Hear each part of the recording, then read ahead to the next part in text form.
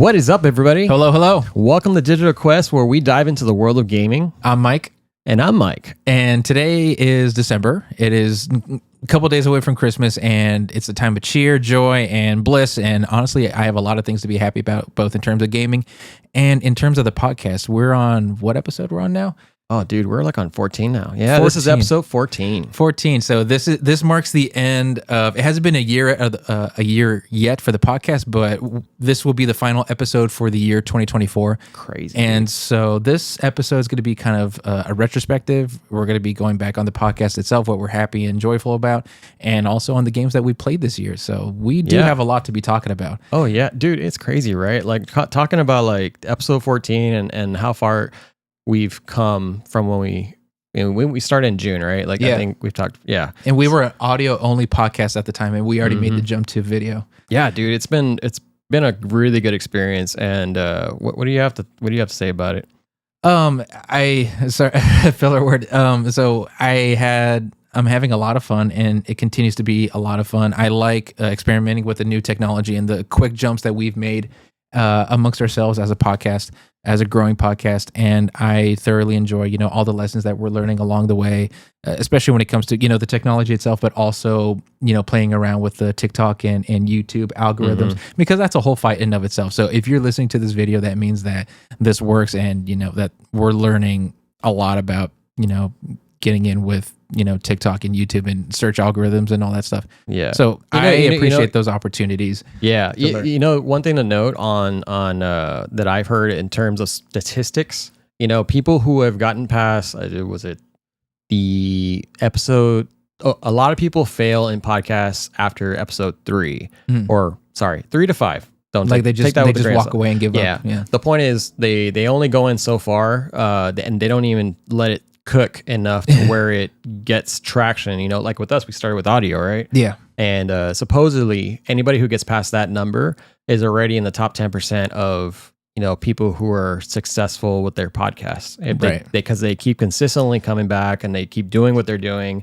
So yeah, take that, people who are giving up. I mean, y'all have it in you, man. Like, just keep at it. I mean, we're keeping at it. It's fun. You may not. One of the big things that people try to tell you is the whole algorithm shit. And while it is crucial to understand, you shouldn't let that drive your passion for what you're doing. Right. And we're pretty guilty of getting caught up in that whole entire mess of things. But we have to kind of keep ourselves humble and bring ourselves back to understand, why are we doing this show? Because we love video games. We love talking about video games. It's what we love to do on our off time.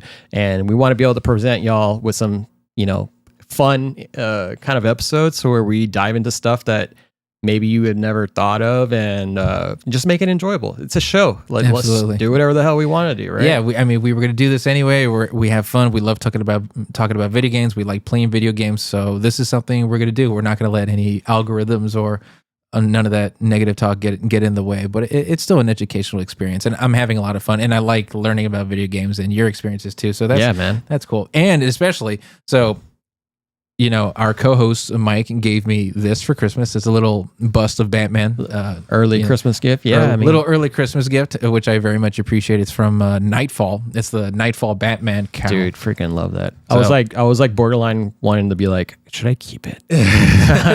So y'all know us, like, from the first couple of episodes of this podcast.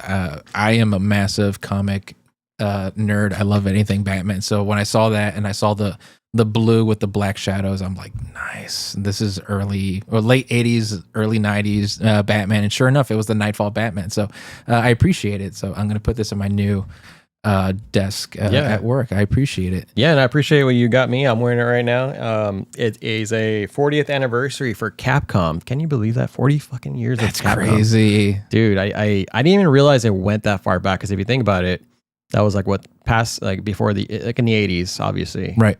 I don't even know where. I would like to learn about where Capcom started, because Nintendo. I don't know if anybody knows here. They talk about it from time to time, but Nintendo used to be a toy company. Right. That was what they first started, and then they became a video game company, and then they now are the empire that they are. So that's kind of cool. And this shirt on the very back, I'm not going to demonstrate it, but it has a bunch of characters from the Capcom verse. And, got Devil May Cry, Resident Evil, you got Ghouls and Ghosts, you got Mega Man. Dude, it's like awesome. And dude, when you showed me, I was kind of, I didn't even know. I love stuff like this because it's very unique and it holds a lot of value with me. Absolutely, yeah. So, no, I saw it. You know, we think alike. We both like video games. We like Capcom, Resident Evil, Devil May Cry. So when I saw it, I'm like, I think I need to keep it. But that means it's a very good gift, right? So I'm glad you like it, and you also got the Street Fighter, dude. Yeah, that Street Fighter was sick, dude. Yeah, yeah. So, but yeah, I mean, like, we are nearing Christmas. This will be our last episode of the year, which episode 14, and but we hope that all of y'all have a great holiday and safe holiday. And have done all your shopping already, even though there's some late night shopper or last minute shoppers. Right. I was almost one of those. I was like, no, I'm not going to fall in that category because definitely got to get those out of the way. Freaking brutal on the highways right now. So yeah. Anyways, be safe out there. Be with your loved ones and have a great, holiday. And we will see y'all in the next year. Of course, this is not a closing statement, but just wanted to note this is the last episode of the year. But so what are we doing in this episode? So in the spirit of going back and giving thanks for all the and reminiscing about the games we played, I thought it'd be a cool idea to do a tier list, like a live tier listing. I know I mentioned we can talk about what our favorite game was, but us being us, we know that there's different flavors, there's different kinds of games, and there cannot just be that one great game. So what I thought would be prudent is to do a tier list of all the games that we've played, that we've talked about having played this year, and we will just kind of go down the list of all the games we played and just kind of categorize them between S and D. Right on. So basically a retrospective of our year. Yes, of absolutely. indie gaming, right? Yes. Yeah, let's do it, man. I mean, I'm pretty excited. This year was pretty eventful with the games that came out, and we have these that we're going to be bringing up, and we'd love to hear y'all's thoughts on the comments. If y'all have any other idea of y'all's favorites that y'all have had during the year, then let us know. Right, we're open. These are just our personal favorites throughout the year. So right, it's just our opinion, and these are just the games that we've played. We both have full-time jobs, and one of us got an even bigger family.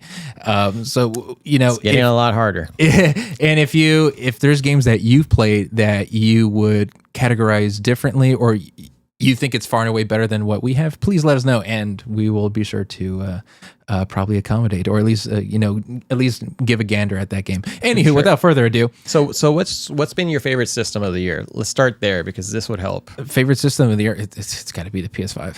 PS5. PS5 is cooking. They're cooking. I would. Yeah. So I used to have an Xbox. I got rid of it this year. The Series X. Good system, don't get me wrong, but there's really not much going on with it except for like Indiana Jones that just came out. That's true. I still haven't played that though, so it's not on the tier list. Got high praise. I'm glad for that. But supposedly next year is going to be the year for Microsoft, but we will see. I think Sony still has some things that they're cooking up. Yeah, pretty exciting. Yeah, we shall see. PS5 is they're still cooking. Xbox I still use for retro. I guess 360 gaming and up to Xbox One. But I agree with you on that. That was my system. Even though I was back and forth between the Switch and the PS5, still the PS5 was my favorite. Absolutely. So let's start here. Kind of going, I guess, in sort of an alphabetical order. Astro Bot. Oh man, dude. Astro Bot. Where do I put this sucker? I think it won, it was Game of the Year, right? It was recently announced as being Game of the Year. Yeah, and for all the right reasons. Before we even give it a ranking system, let's just talk a little bit more on Astro Bot. And because you didn't play it, right? I have not played Astro Bot, but you would not shut up about it. so I have heard from you and a lot of my favorite YouTubers and other gaming podcasters and gamers on YouTube. They've been saying a lot of good stuff about Astro Bot. So tell me about Astro Bot again. Tell me about what you thought of it, and does it deserve such a high ranking? And then I guess we can kind of go on where we should put this game. Yeah. So Astro Bot it's a platformer, but it's a simple platformer, straightforward. Simple can be good. Yeah. But the two words to describe it is simple and experience. The experience. And with that, people who are fans of platformers figure out the best way to put this. But It was an easy game. It touched them, guys. It touched them. You got to describe perfection. Yeah. So in a world where we live with like these complex games like Elden Ring and these JRPGs like what's that game that came out? It was Metaphor. There's a lot of complexity in today's gaming, and that people need to throw in all these different things to stand out. Right. Astro Bot totally said, we don't need to do that. We're going to take it back. Where we're going to shine is the experience for the player, because what doesn't need fixing works, has a good formula, right? Absolutely. It's like Mario. People go and play Mario, no matter how much of the same formulas that they stick to, there's a reason why, because it works. Right. Yeah. No, if that's what the people want, then give the people what they want. And that I've seen a lot of people compare Astro Bot to Mario. So yeah, dude, it's like the mascot of PlayStation now. So it's instead of used to be Crash Bandicoot and Spyro back in the PS1 days and forward on, and then you had the Killzone series, right? Astro Bot. Now it's at the PS5 mascot, and what it does differently than a lot of other people, it keeps to the same formula. What makes it great of being a platformer, but also the experience. It takes all the core principles of why the PS5 is around and makes it a great system. So like the controller with the DualSense, motion controls, the 4D feeling of everything. Right. It just totally blows everything out of the water to kind of demonstrate how powerful that system is. Like for what, for example, I know it did something revolutionary with the control. I remember Silent Hill 2, they made a big deal about like, oh, you can feel like James, you can hear like the grunts, you can feel like the and then you're like, bro, I think Astro Bot came out the week before. You're like, bro, play Astro Bot. Yeah. You will feel the control. So what did that mean? What did it do that was so revolutionary from like a mechanical sense? Yeah, so when you're running on water or you're like in a puddle of water, let's just first say you feel it on the controller, like if whatever you would feel in real life as a splash, right? You would feel it on the controller. The controller would make this little vibration flicker in your hands, like nice. Emulating a splash. And then also when you're punching things or you're using weapons, like you can feel the tension on the triggers. And also rain, when rain's falling on you, you feel the little trickles of rain on the controller. That's pretty cool. It's so great. And that's where it kind of shined in terms of its performance. Absolutely. So yeah, all in all, that's what made it so great. And it also had all these little Easter eggs exploring the world of PlayStation all the way from the PS1 era all the way to the PS5 era. So you would save these little bots, which would be looking like, you would have like Kane from Legacy of Kane, or you'll have Spyro coming out from the PS1 era, and even Killzone characters. And yeah, dude, that's kind of the thing that blew me away as someone who's, again, the lore guy, whatever, who hasn't had the opportunity to feel the control as you're playing the game. I really like that fact. It really seems like this is kind of a victory lap for Sony. It's kind of like, we cook. Here's what we're cooking. Here's what we have cooked, and here's kind of a hint at what we're cooking at the future. So I saw these avatars. I don't know if these avatars have names. The little bot characters. Yeah, the bots. But I saw one for like Pyramid Head. I saw one for Bloodborne. Literally all the main titles that came out in the PlayStation era. Like that's what I like. Yeah. It's a. I don't want to say showboating, but this is where we've been. Let's celebrate it and let's give you a great experience. That's what I liked about seeing and learning about Astro Bot. Yeah, so that I would place this in the S tier. Already we're cooking with S. And you know what? I don't have any reason based on what I've seen or what I've heard from you to intelligently disagree with that. I think this is literally the people's choice. Nothing's really objective in this life, but it seems overwhelmingly like this did pretty good. I have the game. I'm going to lend it to you. You can play it. I'm going to hold you to that. I do have to play it once I get past all these other games. But Astro Bot. Let's start off cooking with S. Astro Bot on an S. What's the next one, man? The next one's going to be Call of Duty Black Ops 6. I'm going to be honest with you, man. Let me start off here. I was going to skip Call of Duty. Modern Warfare 3 it put a bad taste in my mouth. Mechanically speaking, multiplayer, I think it's one of the best. But I didn't like how they basically butchered the story, or at least they didn't put that much of a story.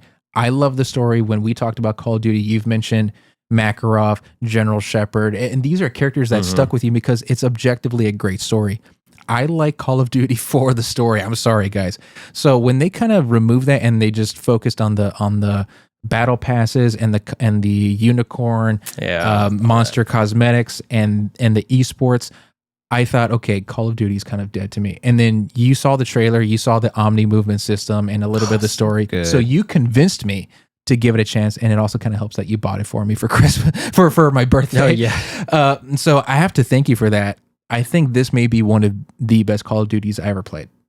I'd agree. Yeah. Yeah, I agree. So they came back from being in a low slump and brought the formula back that everybody loves. Right. Oh, and more. Right. And there's also a fluidity to it that was, I don't think it was there in previous games, but it brought back the old formula, but it made it smooth and sleek and sexy, and it works. That movement omnidirectional movement was great. It is great. I had a lot of concerns about it, and that was kind of the reasons why I wanted to skip it. But in fact, it's not that bad at all. It's not that bad at all. No, they fixed a lot of issues that I had with the previous game. So absolutely, I'm very excited about it. Did you finish the story by any chance? Yeah, the story was good too. The story was was pretty good. It was like Modern Warfare. Good. It was pretty good. So and the zombies too. I know we finished Liberty Falls. I still need to work on Terminus, but I enjoyed the zombies. I'm curious to see how it links into the main world at large with Tank Dempsey, Richtofen, and all those guys. Mm-hmm. But otherwise, I enjoyed from a lore perspective and mechanics perspective. And zombies is good when you don't even care about the Easter egg. You're just like, I'm just gonna kill zombies for the next half hour until I go into work, whatever. Well, the biggest thing that I loved about it was that they made a easy, well, it's not an easy mode, but it's called directed mode, where they allowed people to actually beat it. Well, they handheld people to meet to know where the objectives were. Instead of looking for that little pixel of that one thing you need to pick up and take it across the map, it tells you, hey, you got to pick this up. Not everybody has time to freaking go and research what the hell you need to do. Here's what you need to do. Here's what you need to do. And then there's a level cap. The zombies cannot get stronger than level 15. You cannot go beyond level 15. So all of you and your buddies have an opportunity to get maximum upgrades on the pack and punch, all that good stuff. So and if we were to do a Call of Duty tier rank, this would be probably a very high A tier or probably on the lower S tier, because there's a lot of other great Call of Duty games and probably even better in terms of story. But in terms of games that we played this year, help me out here. Where do you think you would put it? I would put it in A. I think it's a comfy A. I was really satisfied with it. It's satisfied. It's not the best game. I mean, S tier. Yeah. Let's reserve S tier for like games that blew us away. This game was. Let's be straight up. Like, it's great. It's a great game, but not S tier. It is A tier, I believe, for me. You know what? I agree with that. I think that's very fair. I think it's a very safe and comfortable A. But let's see, maybe it'll get displaced with a higher A, or who knows? Yeah, we still got more games to come. So this is a bit of a controversial one. I had to kind of convince you to add it on here. Elden Ring, Shadow of the Erdtree. Oh, talk about the reason why I say controversial is because it is technically a DLC. Yeah, but it's so big. Like, really, the content therein is enough to be a game in of itself. Is that fair to say? Yeah, I mean, argue with us on it. I believe it's it's a DLC, but it's enough to be called a full game. If you disagree, tell us. Tell us. I'll fight you. Yeah, we'll fight you. But from what I've heard nothing but good things, but also a lot of frustration. Oh yeah. But that's what made it great. I mean, the story was very good, and the boss fights were very memorable, very frustrating. Don't get me wrong. It's just intense. Yeah. But yeah, overall, just thinking about the mechanics of the game, what the things that they threw in there, solid, super solid. Absolutely. Out of what Elden Ring, the base game, already had presented, for them to expand on it by doing what they did with it, beyond me. Like, it was beyond my expectations. So I was really happy with that. Yeah, and I really like how it has importance. It has impact on the base story itself. In the PvP, which I absolutely love, I see people running builds and weapons from the DLC. And when I'm trying to build my current build in the base game, I have to look it up on YouTube, where to find the weapon, how to get the ancient, what do you call it? The stones to upgrade them. I love it. I love going through the comment section, and it's like, I know why you're picking up this weapon. You know why you're picking up this weapon. You need this for the DLC. So you could tell you kind of have to almost plan ahead of what you're going to do. Mm-hmm. So where do you think Elden Ring begins? It's not a full-blown game, mind you, but it is objectively a great game. I put A. Above or below Call of Duty? Oh, above Call of Duty. For me, I'm a more of an action adventure type of person. At least RPG style as well. But I mean, what do you think? I'll give it to you. I have not tried the DLC yet. I'm still holding it to you to help me out on it. But it is because of your love of the DLC and all the love that people have been giving it that I gave the base game another chance. And I guess let's put it this way: if you were to, if I had both games in front of me, what game do I want to play right now? Probably Elden Ring. Yeah, and plus we spent a lot of time on it with more than other games that we played throughout the year. That's true. I think that's probably the game we played the most together this year. Yeah, that's a good point. This guy, fucking genius. Elden Ring is going to beat out Call of Duty, higher, both A, but a little higher than Call of Duty. Okay, here we go. Already, Helldivers. Oh man, Helldivers is great. Divers. Yeah, dude, this list, man, you're making me bring back the games that we played. I mean. I have a lot to say about Helldivers. What do you have to say? Yeah. So first off, the list that was compiled with, this was all Mike putting this together. I am now, so if you catch me like being shocked by what we're learning, it's because he put all this list together, and now I'm remembering, oh yeah, we did. He gave me a list of the games he played. So, he didn't put Helldivers for whatever reason. I put a list of my games I put, and then we compiled it. Dude. So this is stuff that we've played. Yeah, man. Helldivers is great. I love that game. Helldivers is in good. The beginning, it was very, for me, I mean, I'm Be honest. Well, coming from a person that looks for more out of, so an adventure game, you have a point A to point B, right? Yes. And this whole structure of a story. Yes. There is no story. Well, there is a story, but you have to put it together yourself through all these data logs. It's in the and background. Stuff. Yeah. It's in the background. So it's different for me. So coming into a game that's strictly like multiplayer or just jumping into the fight, that's different for me. I'm not used to that type of game style, but it was a great game. It was a game that I've been longing for a while. Coming from like games like Lost Planet, that was one of my favorites on the 360, where it was just like you just destroy these monsters, and then also Gears of War 2. I know this is going way back. But no, go for it. Just like the horde mode. Yes, I love horde mode, and I used to grind that so much. And with this game coming out, it's basically the combination of those two.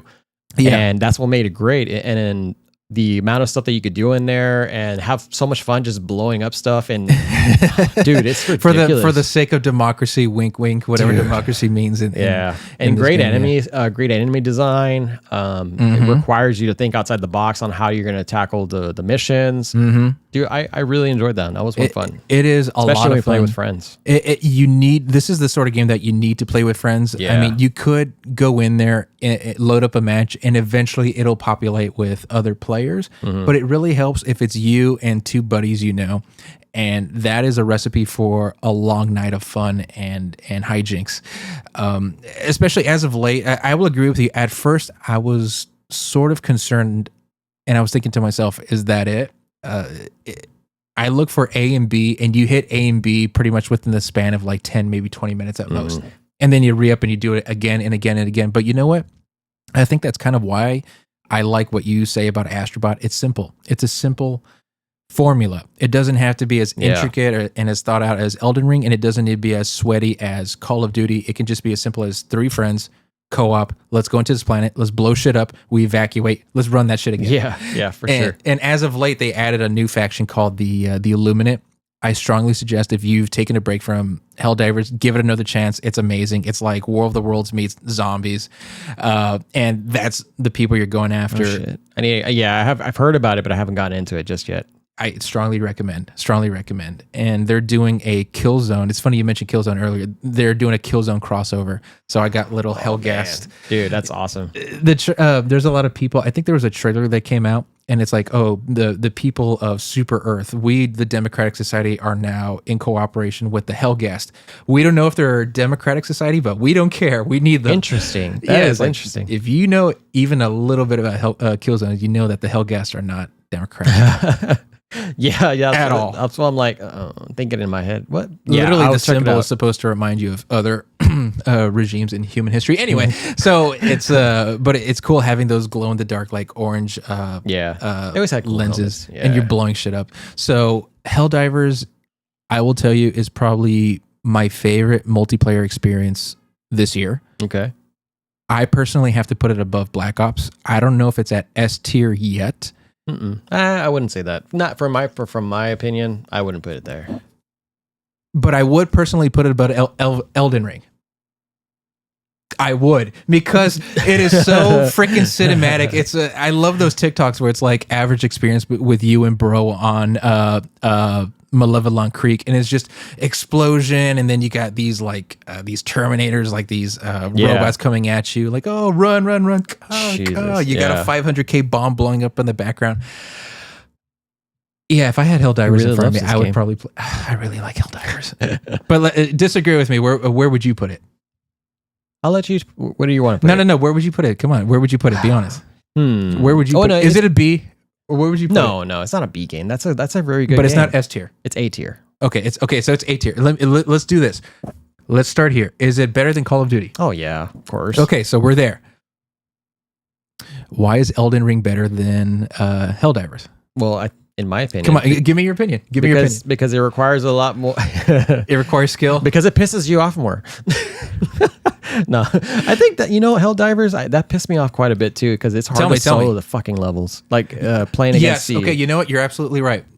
That I have been playing almost nonstop for the last like a week and a half. I'm still level freaking 25. Yeah. Okay. But we're on two opposite ends though, because with the Elden Ring, I love the story behind it. Yes. And the gameplay came with it. But with Helldivers, you love the multiplayer experience, but the story came with it. But you said something that's critical, and that's it's absolutely that. It's the A to B aspect. Elden Ring is a very long A to B, right? But at least you feel growth. You feel like you're gaining something. Yeah. Helldivers, simple formula. I love the A to B. It's pretty quick, but growth, it comes very slow. It's very tedious. If you want the war bond, you have to shell out real world money, or you have to go around the map looking for these super credits, and you only get, I think, at most, correct me if I'm wrong in the comments, but I think you get at most maybe 20 a pop, but the median is like 10.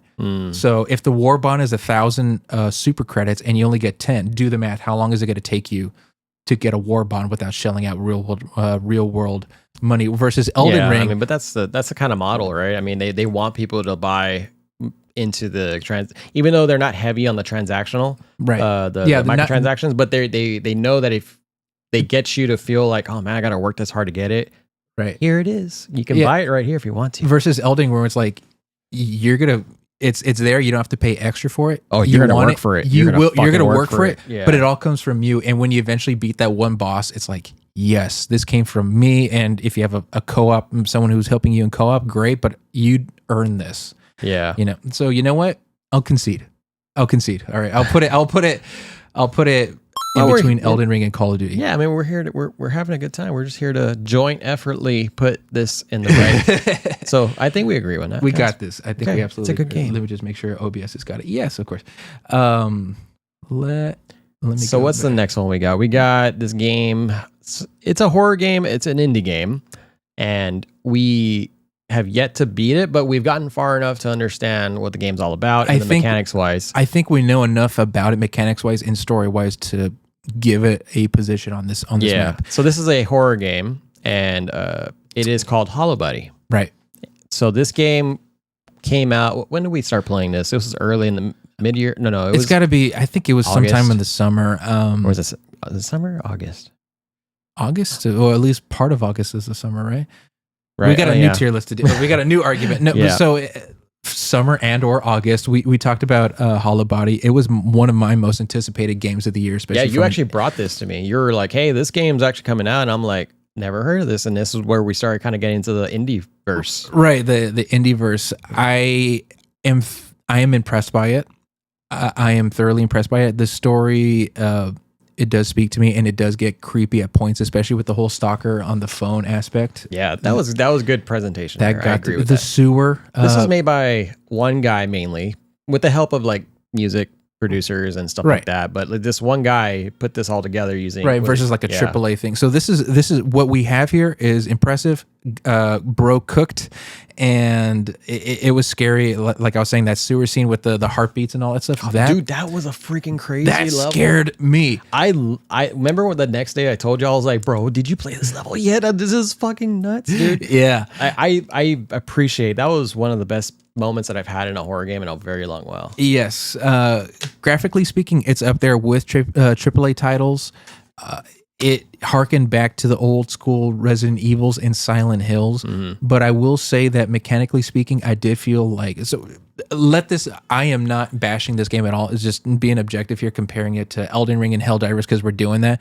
Mechanically speaking, I do think there was some things of wanting. It was a little janky, just a little bit, right? And the voice acting, I feel like, could have just been a tad bit better. Right? Yeah. When I went into it, knowing that it's an indie game, I didn't really have a lot of expectations in terms of AAA quality. Obviously, no. But the things that I did appreciate from it were the mechanics on how they were able to emulate a lot of the games that we love, like Resident Evil, Silent Hill, those tankiness, while still adding a very good freshness to it. Of like modern gaming. Yes. And also the design of the back end of, presentation with like the voices, the horror moments, like in the sewers. Yeah. That was very reminiscent of Eternal Darkness, Sanity's Requiem. That game in its own is still to this day, nobody's been able to touch that type of mechanic. And you're saying Hollow Body kind of got close to that. Dude, yeah. Or emulated they got pretty close. Okay. And that's why I loved it so much. Cause maybe it's just me. Maybe I'm a fan of that kind of thing where the games that do that is totally, you don't see that nowadays. Right. But yeah, I mean, it was a good game for me overall. We still have not beat it, but I think we're very close to it. And, we're very close. And especially making this episode, I'm going to make it a point to finish this, but having gone through a substantial part of it, I feel like it's a B. That's fair. Yeah, I agree with that. Yeah, yeah. Not a C, not a D. It's not a C, not a D. It's not a C enough to be like. Let me be clear. This was made with love and care and respect for the franchise, and I hope. I do not have the maker's name right in front of me, but whoever you are, keep it up. Keep up the good work. You are. Yeah, we could throw it in there. Yeah, that's fine. Yeah, we'll probably add it up somewhere here on the screen, but you've done a great job. Keep it up. Love you. Respond to our email so we can have you as a guest. But otherwise, you cooked. Great job. Any other parting remarks for Hollow Body? No, I mean, like you hit it on the head. It was a good game. I mean, good for that indie developer to put it all together. And I love the Blade Runner aesthetic, by the way. That was another good touch too. I loved it. Okay, so you've not played this one. No, but it just came out, and it just took over a specific franchise, and it kind of consumed my life for the last week. So we're talking about Marvel Rivals, okay? Marvel Rivals. I'm going to say it's freaking amazing. Marvel Overwatch. How about that? It's Marvel. Okay, this fucking. It's an Overwatch clone. I think it's an Overwatch killer. I'm going to say it. I think it's an Overwatch killer. It's freaking amazing. The players are. It has that same cute Japanese anime-ish aesthetic that Overwatch is going for. But it's different enough to where I don't think they have to worry about any copyright issues or being like too cloney of an Overwatch clone. I think it does stand on its own. I think it's a very addictive experience. And I can't tell you how many hours I've already pumped into that game. Having come out for about like 2.5 weeks now, it's freaking amazing. They were basically saying, "Oh, your characters aren't memorable in Overwatch. Let us help you real quick and show you what it means." If you like Reaper, play Moon Knight. If you like the guy with the black hole. The guy who literally tosses black holes and makes shields, Doctor Strange does Magneto basically does the same exact thing. It's from the gameplay that I've seen, and even prior to the game coming out, it looked very good and solid. And then you playing it all the time, it even further kind of states that it's a great game. It is, and then everybody's freaking talking about it, or was talking about it. So it is super addicting, and in terms of, it kind of falls into the same issue, if you want to call it that Helldivers has, in that there's A to B, you load into a match, and that's it, right? Now there is growth, there is a leveling system, and there's a rank system, but otherwise that is it. You know, that's pretty much it. There's cosmetics. Obviously, they're pumping out. They're going heavy on the cosmetics and the battle pass. I am a victim of it, but yeah, you could tell there's a lot of shameless like cash grabs. Like, hey, here's Moon Knight. By the way, here's the Moon Knight skin from the TV show. Oh, by the way, it's Chinese Lunar New Year. Here's the Chinese Lunar Moon Knight skin. That didn't surprise me. Yeah, it's kind of giving me that ick that Call of Duty has gotten over the last couple of years. So where would you put that?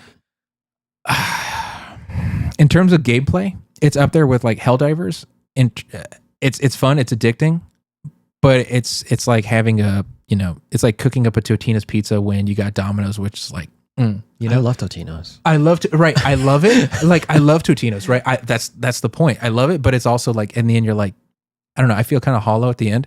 That's how I feel about Marvel Rivals. Okay. We're going to fight about pizzas now. I know. Well, I'm more of a Papa John's kind of guy. I'm going to, you know what?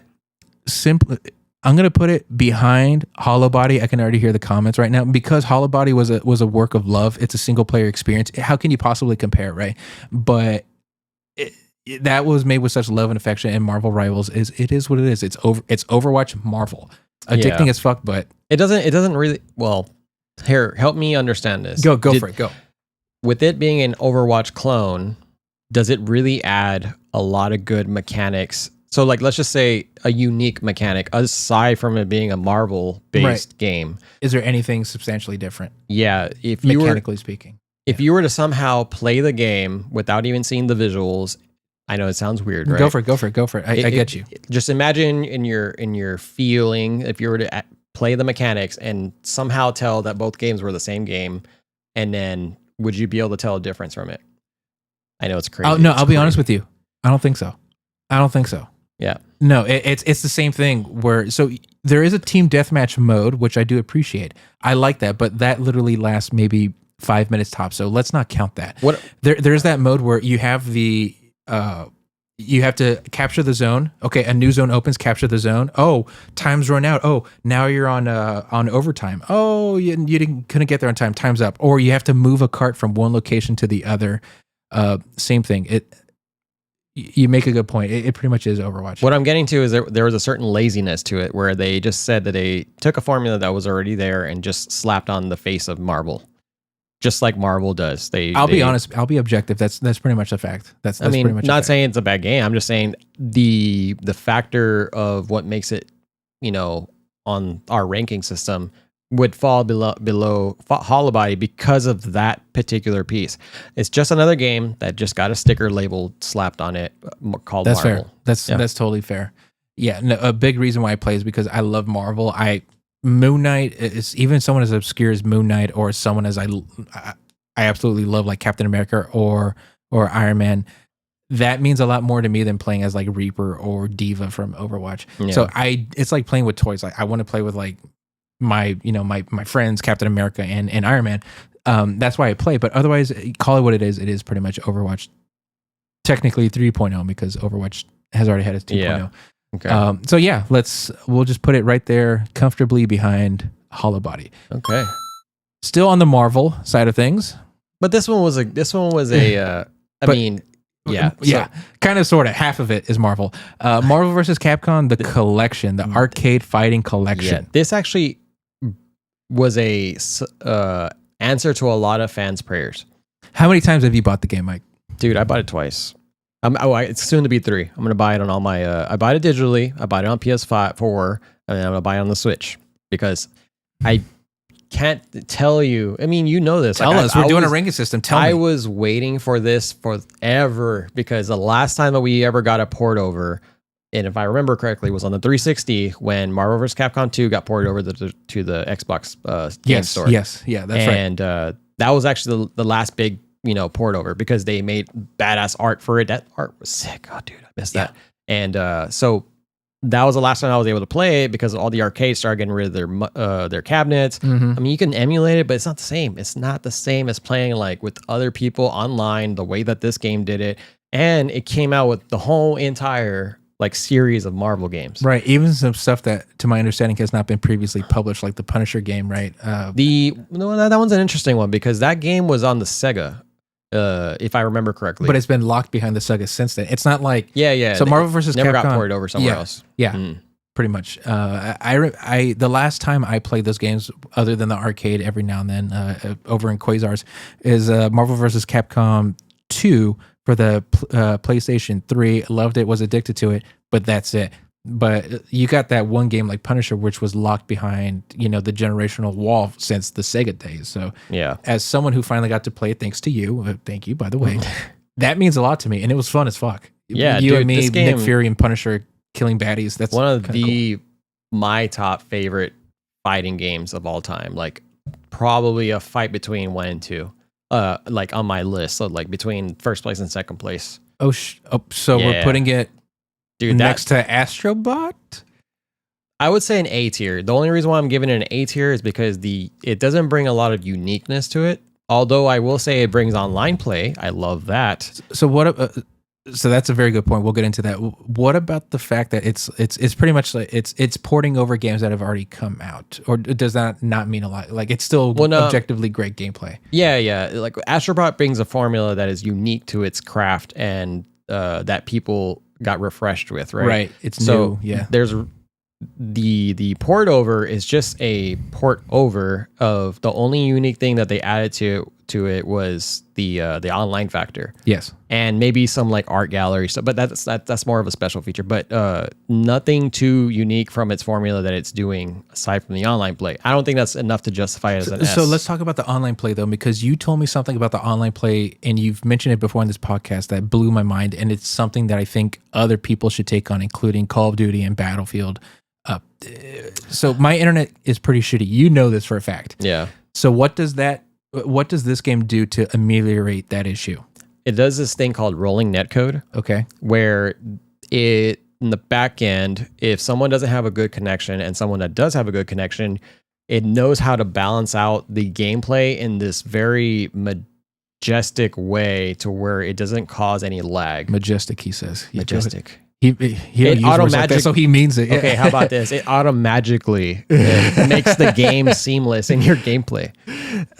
So that, as someone who's only, I've played these games before, but not the only game that I played in the collection is Punisher, and I appreciate that, by the way. That means a lot to me, and I think in terms of a game perspective, that kind of puts it up there with Astro Bot in terms of impact and how other games, fighting games, even Call of Duty can take a note from that. So with that being said, where would you put this? That brings a fair point. You're making me understand that the rolling netcode is a unique factor to it in its own, even though it's been around in some other fighting games, but the fact that it brought it into a game that people were asking for the longest time, that deserves an S tier. Below Astro Bot, right? Because everything about Astro Bot. Okay, cool. And I'm not going to fight you on that. That's totally cool. I need to pick up my copy. Yeah, definitely. I need to pick up my copy. For sure. So what's the next one we got? I think this is my personal game of the year. Man, dude. But what does that mean in the context of all these other giants? Silent Hill 2, the remake. Yeah, that was good. Can I go first? Yeah, go. This is your game. So right? I was so scared. You got me scared about this game initially because they were advertising the shit out of this game. If you advertise the fuck out of a game, that usually means, hey, like, look at this, look at all these bells, look at all these whistles, the controls, it does all this cool shit. That usually means, what are you hiding? What are you hiding? What is bad about the game itself? Or are you rushing production? It tells me be scared. I wasn't like, this game's amazing. Yeah. I love it. I absolutely love it. And it's so revamped and so new, and it brings this game from the PS2 era where and if you play the HD collection, it's so shitty, right? So I don't count that as like a port or a genuine experience. This basically takes the PS2 genuine experience and brings it to the modern day console, and the experience is true. It's made with love. It's authentic. Yeah. I'm fanboying right now. I love it. And what's cool is it does do a genuine thing because it plays on this theory that fans have had for the last 20 years. Dude. So there's been this theory. That was awesome, man. Whenever they put that together and you showed me, I was like, so there's this Easter egg. So here's the theory. And it's been going on since the first Silent Hill 2. There's these bodies all over the game.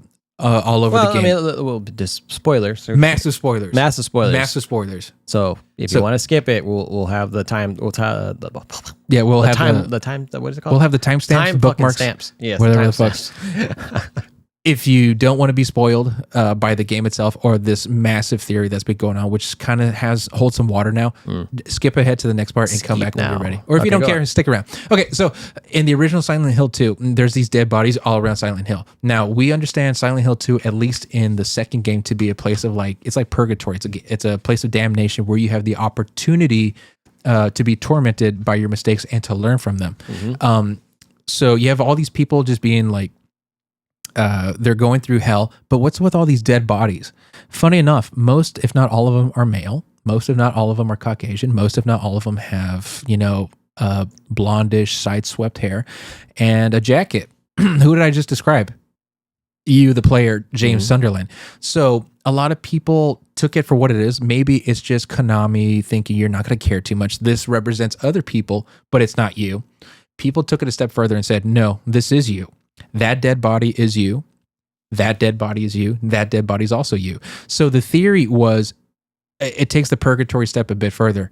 That is you having failed to learn your lesson multiple times. And so it begs the question, how long have you been there?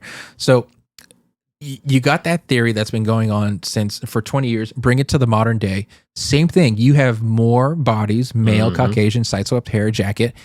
And there's this Easter egg where there's these photos located in the weirdest nooks and crannies on the map of photographs, and on there it's I'll keep it very short and simple. There's these sentences. It's a cipher. You also have to look at these objects on the photo itself. Look at the number of objects in the photo. Have it correspond to a letter in the sentence. Collect all the sentences across all the pictures, and then you decipher the message. Yeah. The message is, you've been doing this for 20 years. Dude, oh my God. When that came out, that was awesome. That person who designed that cryptic, that mechanic, they should get a raise. Yeah, they should get a raise. And this guy, he put it out on Twitter and on Reddit, and people were like, you're so full of shit. And then the guy who was like one of the directors at Bluebird was like, we thought it was too hard. We didn't think anyone would figure it out. Dude. So it's supposed to add credence to the theory, and as someone who likes lore and playing with theories, I love that. And it to me, it adds a genuine aspect. It continues the story of Silent Hill. Silent Hill 2, the remake, is a sequel to Silent Hill 2. Dude. So I love it. So with all that excitement, I'm guessing that puts it high on your list then. For me, it's my game of the year, but it tells the same exact story. Unless you do the Easter egg yourself, the story is exactly the same as the first game, and it's well acted. It's very genuine, and the acting does also add different connotations, different messages to the text. That being said, I would very respectfully put it. Be honest. Before. I would put it after Astro Bot. It's not as good as Astro Bot. Everything about Astro Bot is genuine, but I would put it before Marvel vs. Capcom. That's fair. Are you sure? I'd agree with that. So have you played the game? Yeah, of course. Yeah. I know I've talked about nothing about the game. What were your thoughts? What are your takes? Is this a reasonable take? What do you think? Yeah, dude. I mean, what they did with the game got a lot of praise. It won horror game of the year from IGN's awards, even though IGN can be only held so much with their weight. But who cares? I mean, and rightfully so. I agree with that. And it was a great game. I enjoyed it a lot with the story, and I got my wife into it a little bit while she was watching me play. She got into it? I had to fill her in on the storyline, and once I beat it, I told her what happened. She was like, no. Yeah. My wife also kind of got a bit into it. That's how you know. Like, so good. Yeah. That's how you know. I went for the Maria ending. I was gonna go for In Water. If you've seen this podcast before, and I got with In Water. In Water, you got In Water. So In Water is kind of like a lot of people consider it the canon ending. It's the one where he offs himself. Yes, but what's the one that plays off of that one that extends it a little bit? I think it's like Peace. It's the same ending, but it adds another element to it. So right? So he's about to commit his own unaliving, and he cries to Mary, and Mary stops her. No, he stops him. She stops him. She stops him. No, the one I listened to. No, this is a different one. Which one? Which one did you get? No. Okay, so well, no, I got that one. I can't tell you there is one. Maybe there is another one that I haven't gotten yet. Because I had watched all of them, and maybe there was. Yeah. So the one was the In Water, where he just drives off into the water when he's sitting in the car, and he just says, "I'm gonna kill myself," right? Right. But then the one that plays off of that, I can't remember the name, but the same thing, but except what it does differently is that he looks at the letter, and all of a sudden, like he's just like Mary's hand comes up behind his face and like touches him, and then she's actually in the back seat, and he's looking at her, and she's like, "It's okay."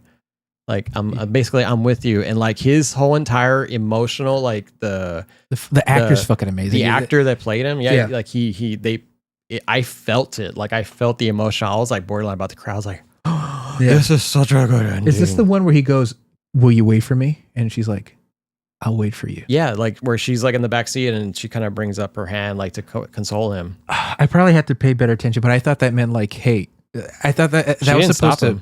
She didn't stop him. I could have swore. Okay, anyway. He still drives off anyways, but he's basically saying, "I'm going to go and die with you." I thought he drove out of Silent Hill, but okay. But unless I could be wrong. I mean, I could be wrong. But it was well acted. We can agree on that. I think if I remember correctly, yeah, it was just the same ending, but he played it where they both died together instead of him by himself. Right.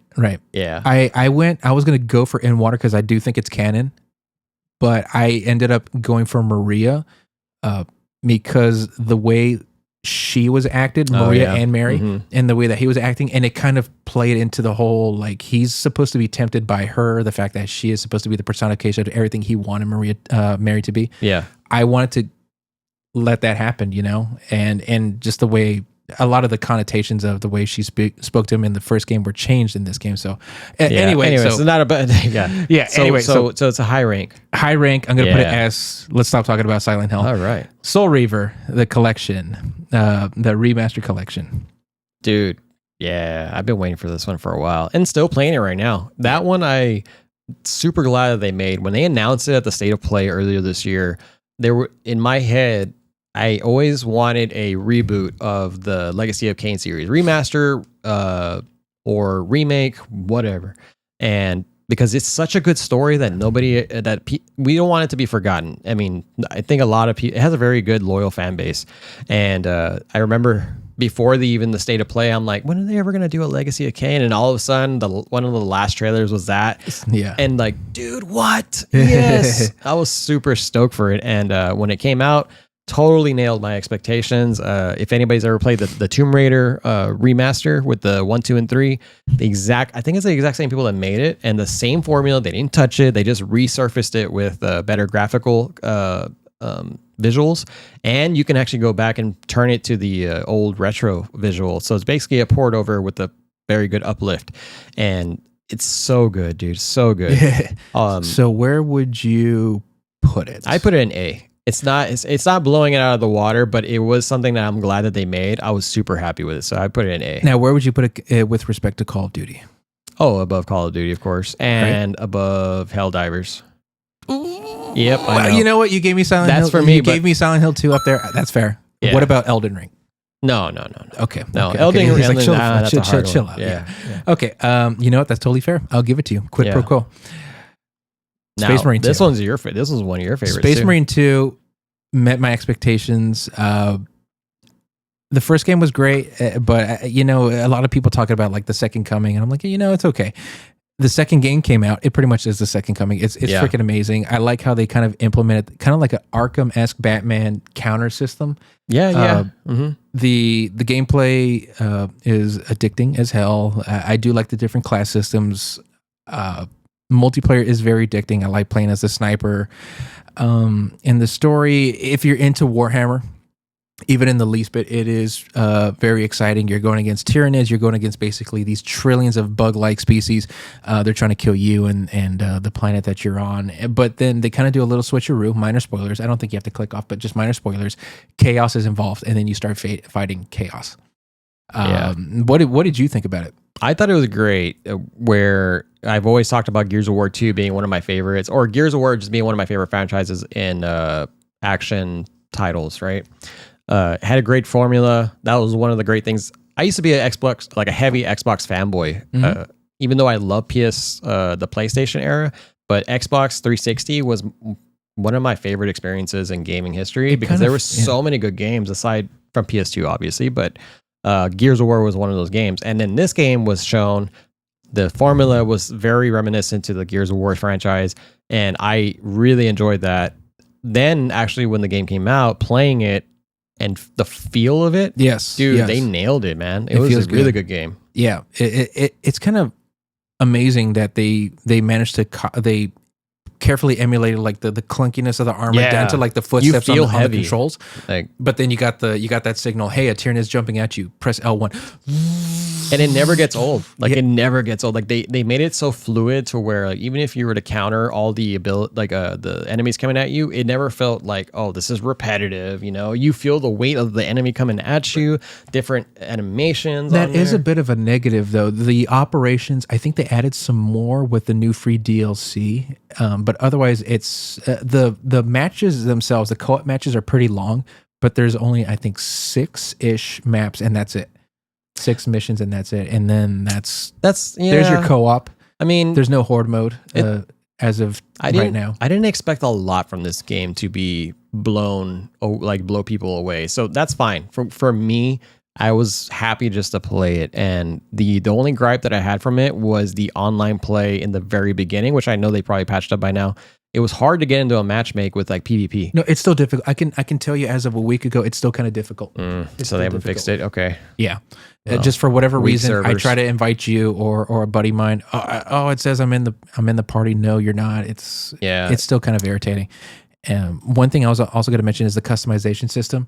It's very vast. It's vast, but everything is locked behind like it's not a paywall, but just the credits, which you can only get through missions. So if I want to be a different faction, well, you got to pay up, fucko. Yeah. So it's a little, I don't know. So where would you put that in your opinion? For sure, I'm putting it above Black Ops. Is that fair to say? I agree with that. Okay, are we at least in the A territory? It's funny because we're all like, Call of Duty is such a good game, and now everything's kind of going above. But it's just, I mean, Call of Duty is still like, I don't know. Would you put it after Call of Duty? I think it goes above Call of Duty. I think it's a great game. It's got a great story. In my opinion, I put it after Call of Duty. Okay. The story was great. I just feel like they were very weak in some of the multiplayer aspect items. How so? With like being able to join your friends. I mean, we've had issues with just trying to join each other's games, and see, that's a killer for me. Like, you wanted to be as seamless as possible, and that was kind of a bummer. Call of Duty never. Well, we had problems there, but that was due to your network connection. But calling me out. Sorry. Yes, this is true. I mean, it was just at the time. Shame. No, I mean, I had issues with some of my other friends, so it got me to think like maybe Call of Duty had some wonky servers at time in the beginning. But I still think Call of Duty overall had like a good just jump in and play kind of experience. What about points for uniqueness or the fact that it does kind of feel like an old school Xbox 360 game? No, yeah, I give it that. The Space Marine 2 has that. You know what? That's fair. If you're online, let me put it this way: if you're online and you're like, bro, I'll leave it between you, Black Ops and Space Marine, I'll probably pick Black Ops. Because, like I said earlier, I love Horde mode, and Call of Duty 6 came with Black Ops, and with Black Ops they added. If I were to compare the two with what I enjoyed more, Space Marine or Black Ops, would have to be Black Ops because I love zombies. And what they fixed in zombies over the years was being able to do the things that I wish I would have been done in the previous games, like climbing on anything and doing all these different things, right? And with Space Marine 2, it brought back the same formula that was very reminiscent, but I don't think it was enough to overtake what Call of Duty did. You know, that's fair. Say no more. That's totally fair. Well, it's an A. Yeah. And just in light of, so these are Titans. Like we played, like this is probably what most players played this year. So it's Titans. It's if it doesn't reach the top, that's fine. Tekken 8. That was a good game. Very good game. I played that game just funny as it is for the story. You follow the story. I watched the show and I've been playing. Show? Yeah, there's a show on Netflix. Fuck, dude, okay. It's so good. It's anime. Now I followed the story starting from. I was with it from 4 to 6. Yeah, the whole volcano thing, the whole demon djinn and all that stuff. Yeah. That was my bread and butter back in the day, but I've lost track since then. Yeah, I've been with it since Tekken 3. 3 is what really got me into it. Dude, Tekken 3 where Jin first got introduced. Oh, nice. But after watching the show and then playing the games and understanding like the father-son story and like this whole back and forth between the Heihachis. Yes, yeah. Heihachi and the Mishima, the Mishima bloodline. Dude, it's just it's like up there with Street Fighter. Like Street Fighter is a very good story, and I liked it a lot. But I just played it for the story. Yeah, I didn't play online, even though it had a very good online system. Yeah, I heard that the customization was pretty diverse. I saw people playing as like famous like people, but also famous superheroes. Yeah, it's very customizable. You can play as you can deck yourself out as Mega Man if you want to. So. Wait, hold on. Sorry. That was wrong. Not Mega Man. They added Ninja Turtles, I think, at one time. If I remember correctly. I think like they're added in or you can customize them. Hold on. I'm probably getting fuck. Did I get it mixed up with fucking you know what? I did. I got it mixed up with fucking Street Fighter 6. Wow. Oops, my bad. Because I know the Ninja Turtles were in Injustice. No, I think they added a damn it, now I don't know. Whatever. Don't take my I don't know. Anywho. Anyways, but Tekken 8, I would put that as a B. That's a B. Okay. Just because I'm not a heavy Tekken fighter, but I like the story, but it's not enough to give it an A. I just thought it was a What good about game. the vast customization? Would you it's not worth it's not worth to warrant a for it, but I'd say it's a good game. Where would you put it relative to, I guess, Hollow Body? Because I know you haven't played Rivals. Where would you put it relative to Hollow Body? Oh, it'd be above Hollow Body for sure. Just because it's a more well-known game for me, and I enjoyed it a little bit more than Hollow Body. And you know that's totally fair. I'm not going to bother arguing that Rivals is fun as fuck, right? But in terms of like impact and story, and it just the customization blows me away. Yeah, and it's my understanding that they came out with Clive from Final Fantasy. I think so, right? Yeah. I haven't kept up with the what's been coming out lately with Tekken verse, but gotcha. I mean, here's the thing too. I want Soul Calibur. I want the next Soul Calibur game to come out. Soul Calibur was good. We're in a drought right now for Soul Calibur content. If me putting this on there is it Bandai Namco?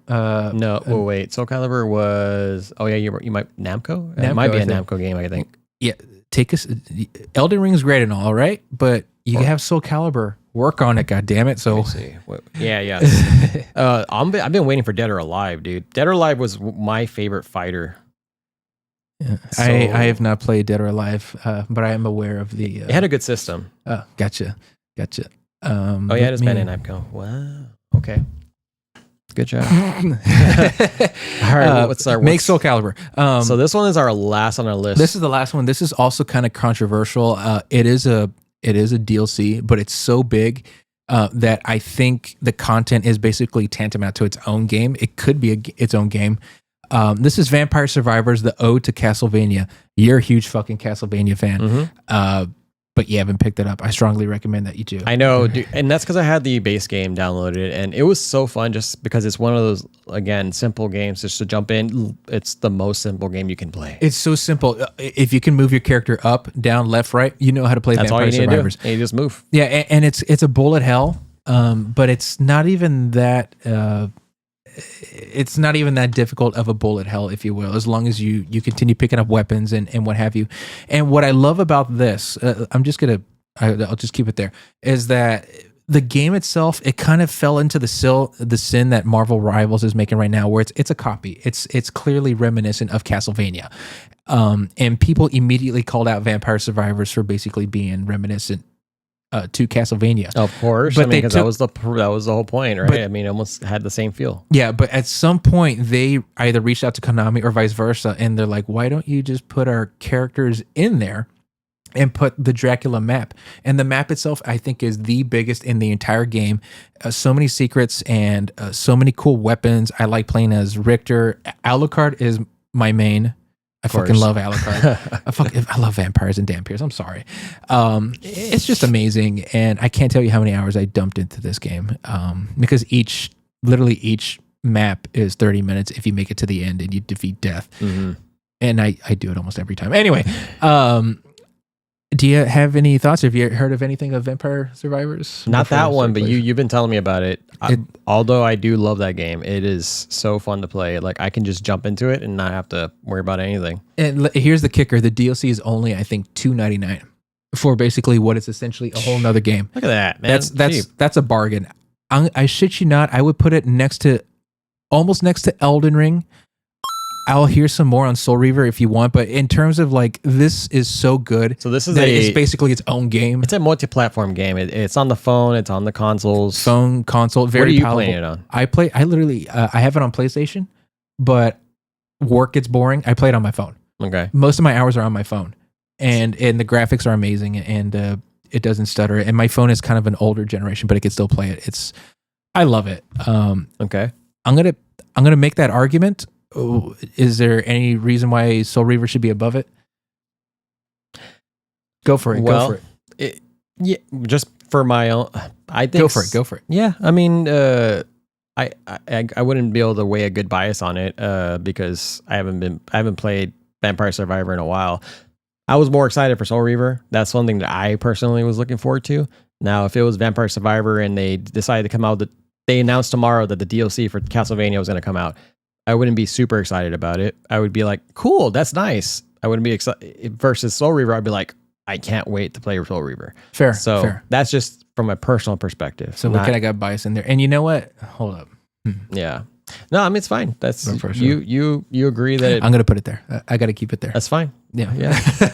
I mean, it's a different mechanic game than Soul Reaver. Soul Reaver is a rebranding an uplift. But Vampire Survivors is like a game of its own that expands on it by coming out with the DLC. That's fair. Yeah, it's cheap, and the content in that new DLC is basically it's that of a new game. So you would play Vampire Survivors more than Helldivers? Like you would. I've put in more hours. I have objectively put in more hours into Vampire Survivors. Okay. That deserves to be that way. No, I think that's the deciding factor. Yeah. Cool. All right. There we go. We actually did it. So yes, that is our freaking tier list right there. Yeah. A lot of you are going to disagree. Tell us. Yeah. Tell us. You know, there are some games that there were honorable mentions that I should bring up. Go for it. That I can think of is I think it came out this year, unless it was last year, but it was Return to Castlevania Dead Cells. I think I played that one this year, and that game was great. Yeah. It was so good. And another game that I just had it in my head. I have one that I'm pretty sure a lot of people. What do you have? Wukong. Oh yes, Wukong. Yeah. So I know you've played it. I have only seen good things about it, so I can't make an intelligent opinion. Have you played enough to where you can rate it, or? Yes, but so overall, okay, let me find it. So overall, let me rank it. Really good game, and the presentation was nice. Everything was there, going for it. In my perspective, it doesn't rank high on the list. Well, at S tier, because I wouldn't be able to give a fair opinion of it just because of the fact that I was burnt out from Souls-like games after I came out of Erdtree. So I was just so done with it. And that's fair. I needed a break. Even trying to go and play another game, Stellar Blade, which was a great game, but I just needed to take a break from Souls-like games. Fair enough. So we can, if I guess we can just make it clear, we acknowledge that Wukong was amazing. I've heard a lot of people ask. Good. My favorite YouTuber, Charlie Penguin Zero, said I think he wanted that one to be his favorite game of the year. So let's just be clear. This is our opinion based on what we've played. Yeah. But let's acknowledge that there's other great games out there. For sure. Yeah, we have yet to touch on some of the other ones that came out, but this is just in our perspective throughout the year. And those, like I said, were just honorable mentions. So honorable mentions, yeah. So They're mentioned. They are mentioned. Yeah. So great stuff. So I guess it's now time, since we are wrapping up this year. Let's talk a little briefly on next year. What do you? Is there anything you're excited for next year? I mean, to keep it personal right now for the podcast, I'm excited to see where we go. I'm excited to pick up more fans along the way. From the people who've heard us, I've heard nothing but good things about this podcast, but also, some healthy criticism. So I'm happy to keep growing and keep on talking about video games with you. It's been an honor doing so. It's fun, man. This year. Fun. So it's fun. It's a lot of fun. In terms of gaming, Grand Theft Auto 6 is coming out next year, right? I don't know at this point. Allegedly. If it is, that makes me very excited. Yeah, when that does come out, I will have as much fun as I can with it, because I can only stand Grand Theft Auto games for so much. I'm not a very big open world type of guy. I know some people that play Red Dead Redemption 2 and have the best experience with it. There's so much time to do all that stuff and take to beat, but I just don't have that time anymore. I did tennis on Grand Theft Auto Online, and I was doing pretty good, and then I looked at myself and I'm like, why aren't I actually playing why tennis? am I doing this in real life? Versus like Helldivers, where it's like, well, I can't invade planets for the sake of democracy. Okay, I'll play that, but it's like I feel you, I get you. I'm super excited for Elden Ring, Night Rain. Dude, yes. A lot of people are like, oh, it's the battle royale of Elden Ring. It's Bloodborne meets Sekiro meets Dark Souls. And Elden Ring, and it's all in one complete package. I'm done just paying attention to what people say. I'm just kind of amen. If it's something that I see that I like, okay, we're gonna play it. I'm gonna like it. Hopefully like it, and just do what I do. So those are the ones I'm looking forward to. There's a game, dude, I am pretty stoked about, is Slay the Spire 2. Okay, have you ever played? I have not played the first one. No. Dude, okay. You're talking about addicting games like a Vampire Survivor as you jump into it. This one is one of those games. Okay. And it's a card-based game. It's a deck building game. If I'm not mistaken, it is one of the roguelikes that has set the standard for roguelikes. Okay. All right. And being a card game. So you have 3 characters to pick from, and there is a warrior, a kind of a what do you call it, like a rogue. Then you have a wizard type, and then you have a like a ninja-esque type. Okay. Chick all right. That has what's that word? Monk powers. Okay. All right. So when you pick a character, they each have their own things going for them, and all the cards that you have. So like the warrior, right? He's very strong in strength, and your cards all reflect the whole entire character in its own. Right. And when you go throughout the game, it's basically you start out, there's 4 levels only. You start off on the map, and then there's like paths that you can take. So you just pick wherever you want to start, and then you get to your destination. So if it has like a picture of a demon on it, that means you're going to fight some enemies, and then the game starts. And then what you're doing is, you ever play Hearthstone? Yes, I have. You know how the system of currency on there to be able to pay for your cards to use them? It's exactly like that. So it refreshes every round, but you have to pick the right cards to play in order to take damage on the enemies. That's and stuff. Cool. It's fun, dude. It's super fun. I got sucked into that game pretty bad, and that was dude. And now they got a part 2 coming out. Yeah, nice. Dude, everybody's excited for Slay 2. That's pretty cool. That's cool. I definitely give it a look. It kind of sounds, so if it sounds like Hearthstone, it kind of sounds like Magic, which as you know, I pretty much I got addicted to it pretty quickly. Yeah. I'm not going to tell you how many cards I picked up from one week to another. But yeah, no, Slay the Spire, I'll definitely be on the lookout. And part 2's coming out. Any other games you're looking forward to? Not that I can think of off the top of my head, but you better get Night Rain. Okay. I'm gonna get Night Rain. I am like a Elden Ring fan to the end now. Like nice. I have been sucked in, and they're gonna just deplete me of my soul. Yeah. Until the I end think of that. Next year's Call of Duty is going to be a Black Ops 2 sequel, so I'm actually kind of excited for that. I'm kind of sick of Call of Duty, man. Like I think this was a good refresher, but I don't know if I would be excited for every game coming out. Well, how about this? So I was pretty much in your shoes, and then you got me back into Call of Duty. Who knows? Maybe I'll return the favor. Maybe if they expand on the zombies, that's what's really honestly, that's what's keeping me around is the zombies mode. We can certainly the story and expanding on the Richtofen whole thing. And then a little birdie told me that Silent Hill 2 did so well that they're actually starting production on 1 and 3. Oh, that would be great. So here I go again. No, I'm kidding. Not shutting up about Silent Hill, but yeah. So that's what I'm excited for. Any other games you're excited for? I feel like there is one that got announced recently that was at the Game Awards. Oh, Onimusha, dude.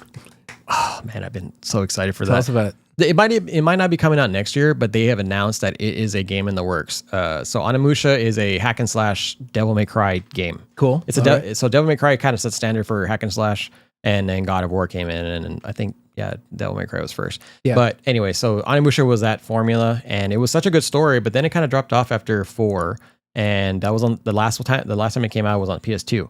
So it's been some time. They came out with a show on Netflix, Onimusha, right? And then I saw the trailer. Dude, I was like excited. I was like, oh my god, I saw the gauntlet that sucks the souls out of the demons, and that's pretty cool. And it was like, they're coming back with it. Yes, that's pretty sick. I don't know exactly the release date. I gotta look back at the trailer, but yeah, I mean, I'm excited for that one. That's awesome. There's probably many more that I just had point blank can't remember right now. I think there's a Ghost of Tsushima. I totally butchered Ghost that. Of Yote? Ghost of Yote. Yeah, I think that may be coming out next year. That looks pretty good. I'll play it, but I'm not super excited about it. Like I had a lot of fun with the Tsushima. Great story, but it's kind of like I don't know. We'll see. I could have done without a sequel, truth be told. Then there's Assassin's Creed Shadows, right? Oh man. So I was super excited, but it seems like Ubisoft has kind of lost interest in it. So I don't know what's happening with Ubisoft right now. There's a lot of stuff going on. Man, I'm looking at their stock. It's going down. I mean, with a potential Tencent buyout. I mean, I don't know. But yeah, it seems like they're not even confident. So I'm interested to see if it'll rebound and if Shadows would do well. But I think I'll wait before I purchase that one. Yeah.